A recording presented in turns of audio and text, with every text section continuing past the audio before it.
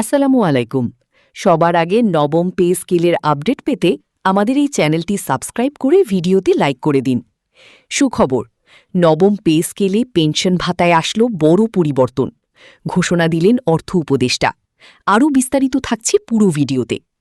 অবশেষে আজ এমন একটি সিদ্ধান্ত সামনে এলো যা শুনে স্বস্তির নিঃশ্বাস ফেলতে পারেন দেশের লাখো পেনশনার। নবম পে স্কেল কার্যকর হলে সবচেয়ে বেশি উপকৃত হবেন পেনশনাররা। এই কথাটা আর গুজব নয়, সরাসরি অর্থ উপদেষ্টার মুখেই শোনা গেছে। দীর্ঘদিন ধরে যারা অবসর জীবনে আর্থিক অনিশ্চয়তার সঙ্গে লড়াই করে যাচ্ছিলেন, তাদের জন্য আজকের এই ঘোষণা নিঃসন্দেহে বড় সুখবর। এক প্রেস কনফারেন্সে পরিষ্কারভাবে জানানো হয়েছে, নবম পে স্কেলের মূল লক্ষ্য শুধু কর্মরত সরকারি চাকরিজীবীদের বেতন বাড়ানো নয়, বরং অবসরপ্রাপ্ত পেনশনারদের জীবনমানেও বাস্তব পরিবর্তন আনা।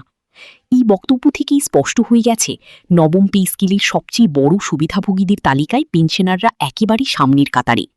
এতদিন পেনশনারদের পেনশন নির্ধারণ করা হতো যে বেসিকের উপর, সেটা ছিল মাত্র ৮,২০০ টাকা। বাস্তবতা হল, এই অঙ্ক দিয়ে বর্তমান বাজারে টিকে থাকাই কঠিন।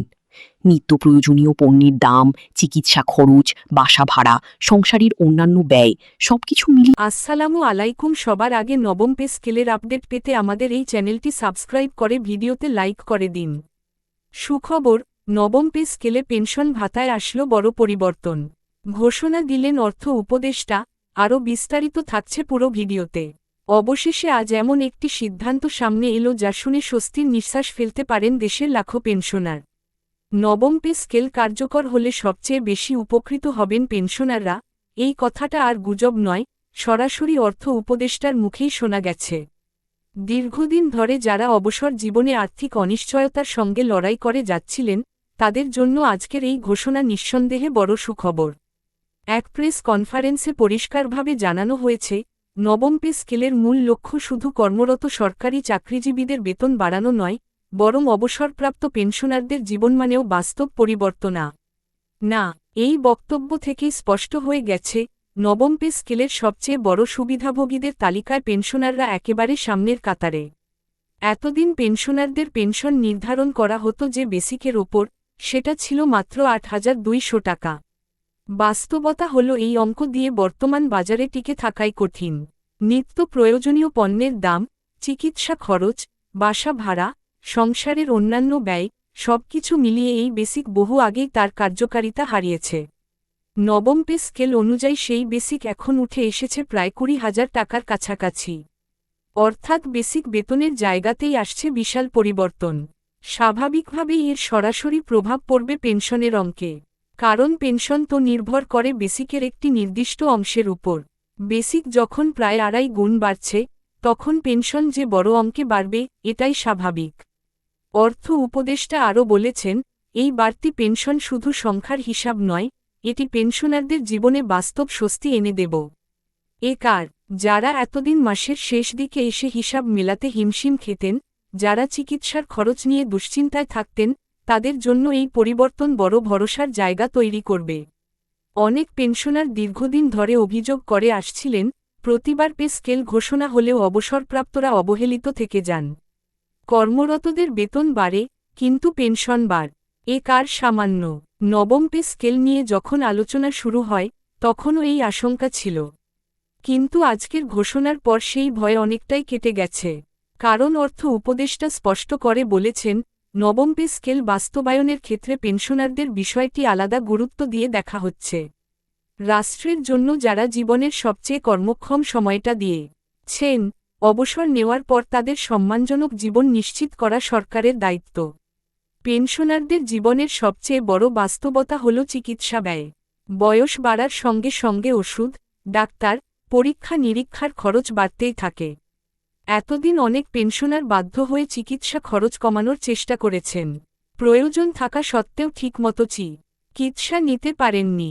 বাড়তি পেনশন সেই জায়গায় বড় সহায়তা দেবে।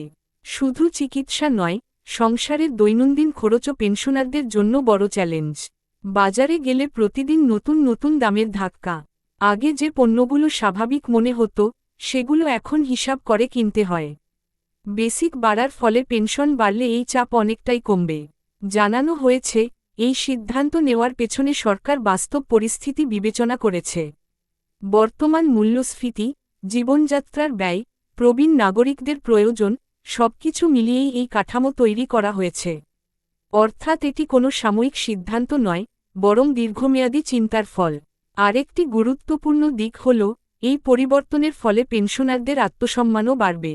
অনেক অবসরপ্রাপ্ত মানুষ আছেন যারা সন্তানদের উপর আর্থিকভাবে নির্ভরশীল হতে চান না, কিন্তু কম পেনশনের কারণে বাধ্য হয়ে সাহায্য নিতে হয়।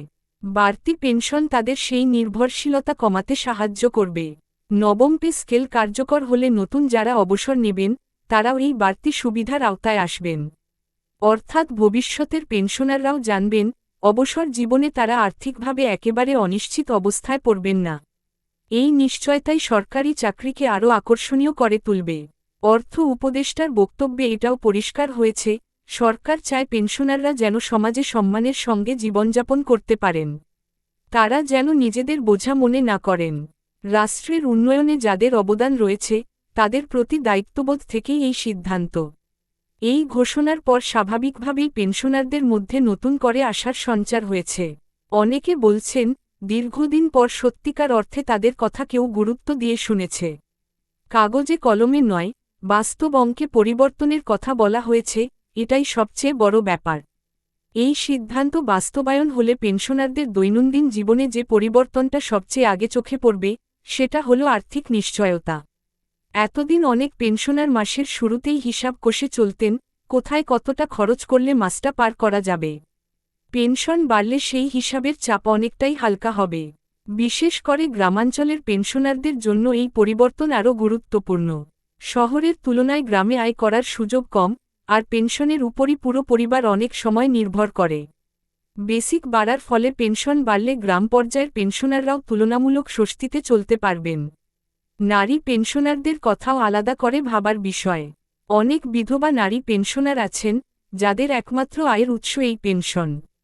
তাদের জন্য পেনশন বৃদ্ধি মানে শুধু টাকা নয়, মানে আত্মবিশ্বাস ফিরে পাওয়া। নিজের প্রয়োজন নিজে মেটাতে পারার সক্ষমতাই তাদের জীবনে বড় পরিবর্তন আনবে। এছাড়া পেনশনারদের বড় একটা অংশ জীবনের শেষ সময়ে এসে ধার দেনার চিন্তায় ভোগেন। অনেকেই ঋণ করে চিকিৎসা চালান, পরে সেই ঋণ শোধ করা নিয়ে দুশ্চিন্তায় থাকেন। বাড়তি পেনশন সেই ঋণের চাপ কমাতে সাহায্য করবে বলে আশা করা হচ্ছে। নবম পে স্কেল নিয়ে যখন আলোচনা শুরু হয়েছিল,